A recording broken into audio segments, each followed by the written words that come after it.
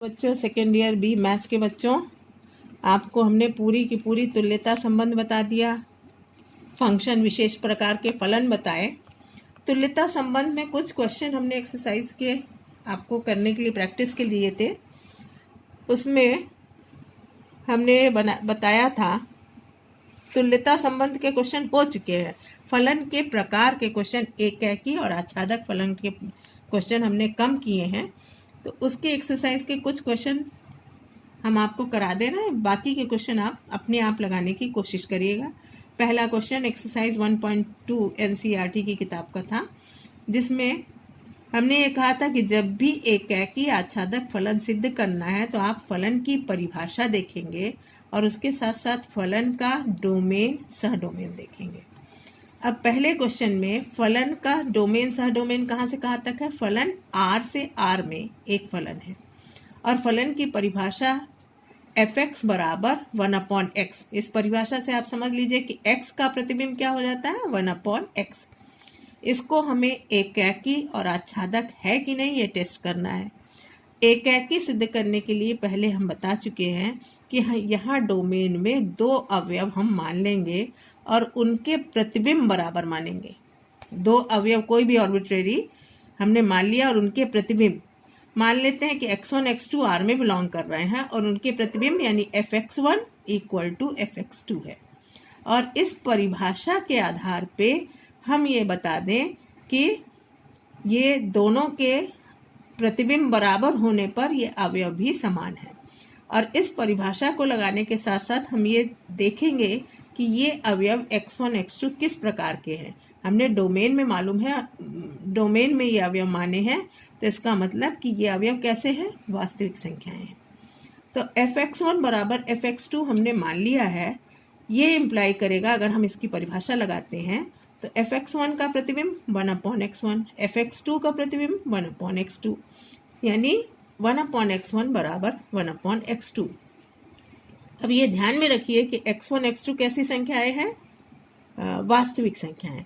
तो अगर वास्तविक संख्याओं के व्युत्क्रम बराबर हैं तो वो संख्याएं बराबर होंगी निश्चित रूप से, क्योंकि वो अवास्तविक तो आएंगी नहीं। वो संख्याएं निश्चित रूप से बराबर होंगी, चाहे वो धन संख्याएं हो, परिमेय हो, अपरिमेय हो। यदि उनके व्युत्क्रम बराबर हैं तो निश्चित रूप से वो संख्याएं बराबर होंगी, यानी x1 बराबर x2। इसका अर्थ हुआ कि f जो है वो कैसा प्रतिचित्रण है? एकैक। अब आच्छादक पे आइए। आच्छादक के लिए हम कहाँ अवयव मानेंगे? इस सह डोमेन में। ये R से R है, इसका डोमेन भी R है और सह डोमेन भी R है, तो हम एक अवयव y मानेंगे। डोमेन में अवयव x मानते हैं, सह डोमेन में अवयव y मानते हैं, तो y बिलोंग्स टू R माना। और ये भी मान के चलते हैं कि y किसी अवयव x का प्रतिबिंब है, यानी y के संगत अवयव x है। इसका मतलब y बराबर fx, y x का प्रतिबिंब है, ये हमने माना, तो y बराबर fx ये हमने मान लिया है। इसकी सहायता से हमें दिखाना है कि यदि y R में है, यानी y वास्तविक संख्या है, तो क्या x भी वास्तविक होगी? उसके लिए हम क्या करेंगे? fx की परिभाषा लगाएंगे।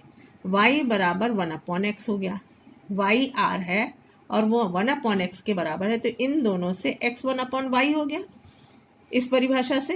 तो x बराबर 1/y का मतलब y यदि वास्तविक संख्या है तो क्या 1/y वास्तविक संख्या होगी?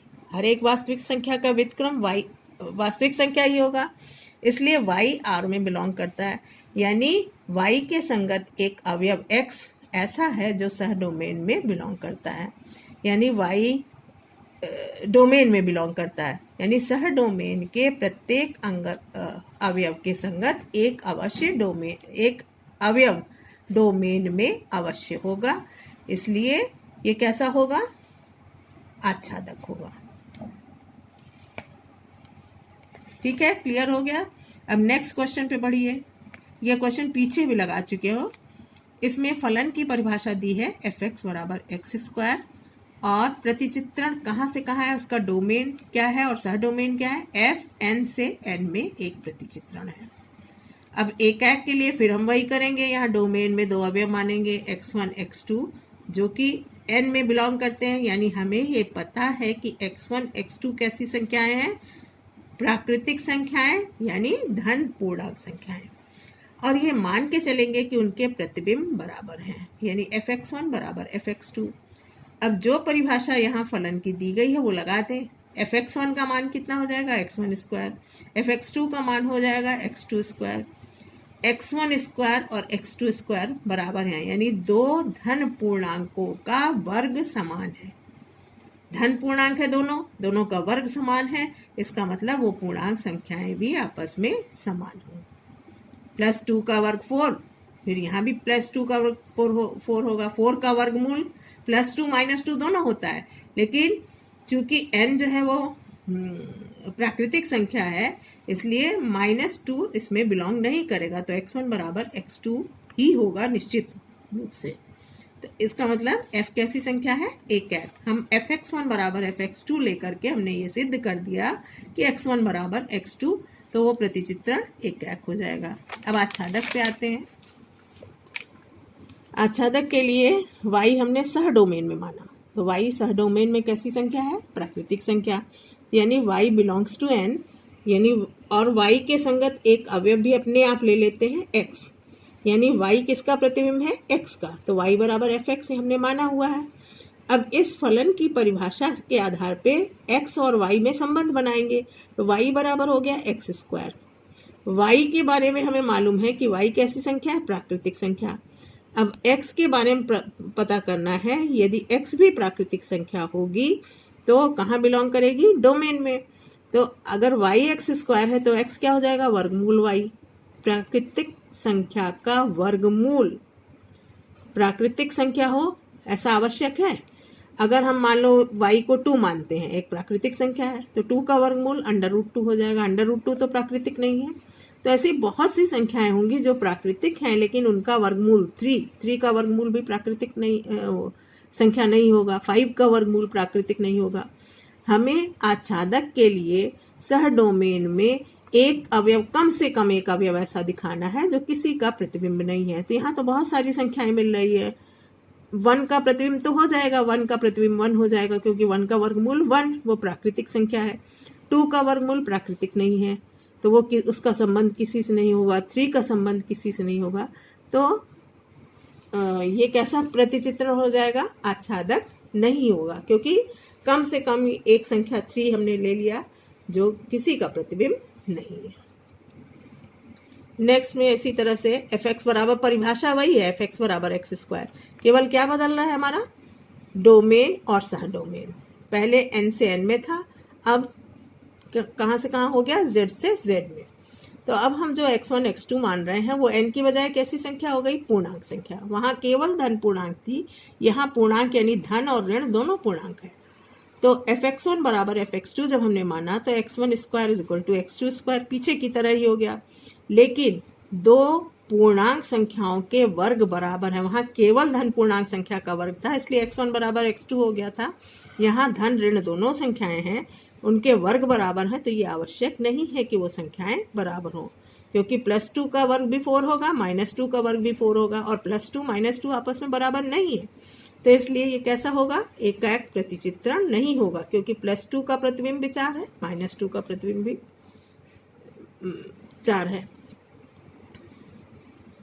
आच्छादक के लिए फिर उसी तरह करेंगे, z में सह डोमेन में एक संख्या मानेंगे, उसके संगत एक अवयव x मानेंगे और परिभाषा लगाएंगे y बराबर fx। y और x में एक संबंध स्थापित हो गया। y के बारे में हमें मालूम है कि y एक पूर्णांक संख्या है, तो क्या x भी पूर्णांक संख्या होगी। हर एक पूर्णांक संख्या का वर्गमूल पूर्णांक संख्या हो ये आवश्यक नहीं है। अगर ये ऋण पूर्णांक है तब तो ये वास्तविक भी नहीं होगी, और पूर्णांक संख्या मान लो धन 2 है तो उसका वर्गमूल अपरिमेय संख्या हो गई, पूर्णांक संख्या नहीं होगी, इसलिए f आच्छादक नहीं होगा। इसी तरह से अब फिर डोमेन और सह डोमेन बदल गया। n से n पहले था, फिर z से z हुआ, अब r से r हुआ। तो यहाँ fx1 बराबर fx2 अगर मानते हैं तो फिर से वही x1 square is equal to x2 square हो गया, और x1 बराबर x2 ये ज़रूरी नहीं है, क्योंकि वास्तविक संख्याओं का वर्ग बराबर हो तो वो वास्तविक संख्याएं बराबर हों वो ज़रूरी नहीं है, क्योंकि प्लस और माइनस दोनों का वर्ग समान होता है।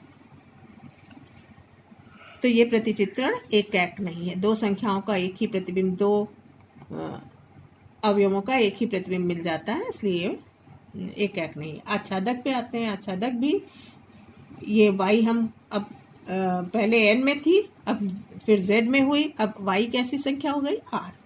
और y के संगत अवयव हमने क्या माना? x, यानी y x का प्रतिबिंब हो गया, तो y is equal to f x हुआ। परिभाषा से y is equal to x square हुआ। x is equal to under root y. y कैसी संख्या है? वास्तविक संख्या। वास्तविक संख्या का वर्गमूल क्या वास्तविक होगी?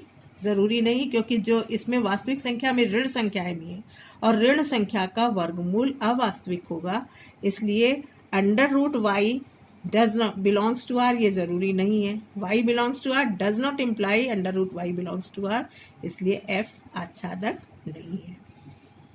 इसी तरह से अब परिभाषा बदल गई, वही n से n में प्रतिचित्रण हो गया। ये अब अपने आप करके आप देखिएगा, दो संख्याएं हमें डोमेन में माननी है, उनके प्रतिबिंब बराबर लेते हुए ये सिद्ध करना है कि वो अवयव भी समान है, और एक अवयव आच्छादक के लिए सह डोमेन में लेना है। उनके आपस में संबंध बना करके y से x के बारे में पता करना है कि वो डोमेन में बिलोंग करता है या नहीं।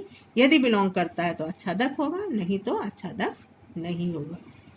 अब इस तरह से और प्रैक्टिस कर लीजिएगा। जो नहीं समझ में आया दोबारा रिपीट कर देंगे, आगे के क्वेश्चन आप कोशिश करिए।